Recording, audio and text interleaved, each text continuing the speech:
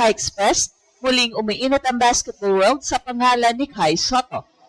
Matapos ang roller coaster niyang journey sa Japan B-League, injuries at NBA Dream Chase, biglang umugo ngayon ang mga usap-usapan tungkol sa posibleng susunod na hakbang ng 7-3 Pinoy Giant. Ayon sa iba't ibang basketball reports at online buzz, may mga NCAA-connected interest umano na patuloy na sumusubaybay kay Kai, habang ilang teams naman sa Japan B-League ang sinasabing gustong makuhang muli ang kanyang serbisyo matapos ang impressive comeback ngayong season.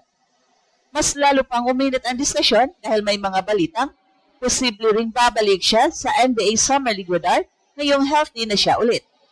Well, hindi ito nakakagulat.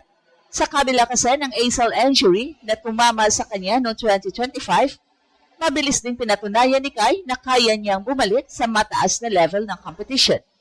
At sa pagbabalik niya sa Japan nitong 2026 season,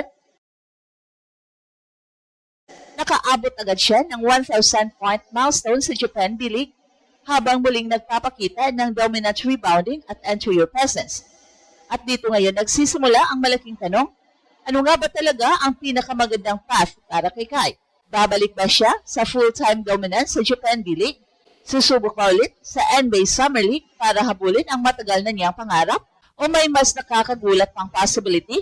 Isang NCAA route o training exposure sa US para mas mapalapit sa NBA ecosystem. Habang wala pang official announcement, isang bagay ang malinaw, hindi pa tapos ang kwento ni Kai. At habang mas lalong lumalakas ang interest mula sa iba't ibang basketball circles, mas lalong nagiging intriguing ang susunod niyang galaw. Pero sa totoo lang, marami ang nag-akala na baka tuluyan ng bumagal ang momentum ni Kai matapos ang matinding ACL injury na kanyang natamo noong January 2025 habang naglalaro sa Japan B-League. Para sa isang 7'3" big man, napakahirap balikan ng ganong injury dahil mobility, balance at explosiveness agad ang tinatamaan. Pero dito muling ginulat ni Kai ang lahat. Pagbalik niya nitong 2026 season para sa Koshigaya Alphas, hindi siya mukhang player na nanggaling sa isang career-threatening setback. Sa halip, mas naging composed na ang kanyang laro, mas physical, mas mature at higit sa lahat, mas efficient. Umabot na siya sa 1,000 career points sa B-League habang nagtataas muli ng solid numbers sa scoring, rebounding at rim protection. At ito mismo ang dahilan kung bakit muling nabuhay ang usapan tungkol sa kanyang NBA potential. Hindi kasi nawawala ang pinaka-importanting asset ni Kai, elite size combined with modern big man skills. Sa panahon ngayon ng basketball, bihira pa rin ang legit 7-footer na may passing vision, soft touch, timing sa blocks at kayang maglaro sa transition. Kaya kahit hindi pa siya officially nakakapasok sa NBA roster, patuloy pa rin siyang minomonitor ng scouts at international basketball networks. Sa katunayan, noon pa man may mga NBA teams nang nagpapakita ng Summer League interest sa kanya.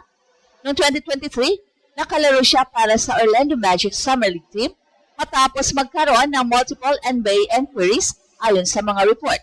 Ngayon, habang healthy siya muli at mas experienced na sa professional basketball sa Japan, natural lang na bumalik ang spekulasyon tungkol sa NBA Summer League possibility ngayong taon. Pero ang mas nakakagulat, may mga online discussions at basketball insiders din nag-uugnay sa pangalan ni Kai sa possible NCAA-related opportunities sa US basketball exposure systems. Hindi man ito traditional NCAA eligibility setup dahil matagal na siyang professional player, marami pa rin naniniwala na posible siyang ma-involve sa US basketball development environment sa ibang paraan, workouts, training camps, exhibitions, o special development program connected sa US system. At habang nangyayari ang lahat ng ito, hindi rin nagpapahuli ang Japan B-League. Dahil sa totoo lang, malaking pangalan na si Kai sa Japanese basketball market. Bukod sa kanyang performance, dala rin niya ang napakalaking Pinoy fanbase na sumusubaybay sa bawat laro niya. Kaya hindi posibleng may ilang Japan B-League teams na gustong agawin siya para sa susunod na season. At dito nagiging mas exciting ang sitwasyon dahil ngayon, hindi na simpleng prospect lang si Kai, isa na siyang global basketball property na may value sa Asia, habang patuloy pa rin humahabol sa pinakamalaking pangarap niya, ang NBA. At habang wala pang official announcement tungkol sa susunod na team ni Kai, lalong umiinit ang usapan sa international basketball circles dahil sabay-sabay na bumabalik ang opportunities para sa Pinoy Giant. At dito nagiging delikado ang sitwasyon sa magandang paraan dahil kapag healthy si Kai, napakahirap niyang i-ignore. Sa Japan B-League pa lang, malinaw, na isa siya sa pinaka-marketable Asian imports ng liga. Kada laro niya, kapansin-pansin ang dami ng Pinoy fans na sumusubaybay online at bumibili ng tickets. Hindi lang basta basketball player ang tingin sa kanya ng maraming teams ngayon. Isa siyang full international attraction at sa modern basketball business, sobrang laki ng value nun.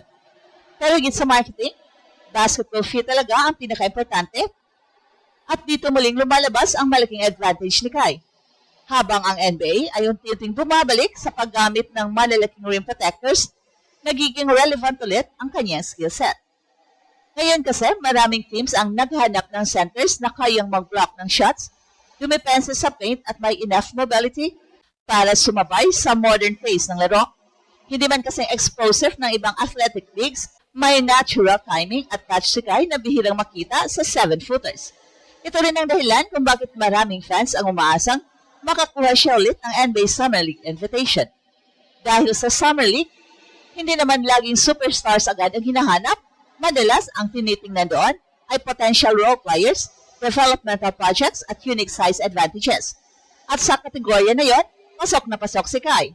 So ang tanong ngayon, may team bang handang sumugal at mag-develop sa kanya long-term? Pero kasabay nito, lalong umiingay ang spekulasyon tungkol sa posibleng paglipat niya ng Japan B-League team. May ilang Japanese basketball observers ang naniniwalang pwedeng mas malaking franchise ang kumuha kay Kai para gawing centerpiece ng kanilang Asian expansion at frontcourt system. At hindi yun imposible dahil proven na ang kanyang impact sa liga, talong sa loob at labas ng court. Pero para sa maraming Pinoy, hindi lang career move ang usapan dito, national pride ito. Tuwing naglalaro si Kai internationally, dala niya ang pangarap ng buong Philippine basketball community na magkaroon ng homegrown Pinoy NBA player. Kaya bawat rumor tungkol sa NBA Summer League, NCAA exposure o overseas offers, automatic na headline agad sa Pilipinas. At habang mas lalong umiinit ang mga usapan ngayon, isang bagay ang malinaw, hindi pa nawawala si Kai sa global basketball map. Sa katunayan, mas lalong bumabalik ang interest ng mundo habang unti-unti siyang bumabangon mula sa pinakamahirap na chapter ng kanyang career. Sa dami ng usap-usapan tungkol kay Kai, mula Japan B-League, NCAA exposure hanggang NBA Summer League possibilities, isang bagay ang siguradong malinaw, buhay na buhay pa rin ang kanyang pangarap at mas marami pa rin naniniwala sa potential niya kaysa inaakala ng marami. At ito ang Express Info kung saan bawat kwento ginulat ang mundo. Don't forget to like and subscribe.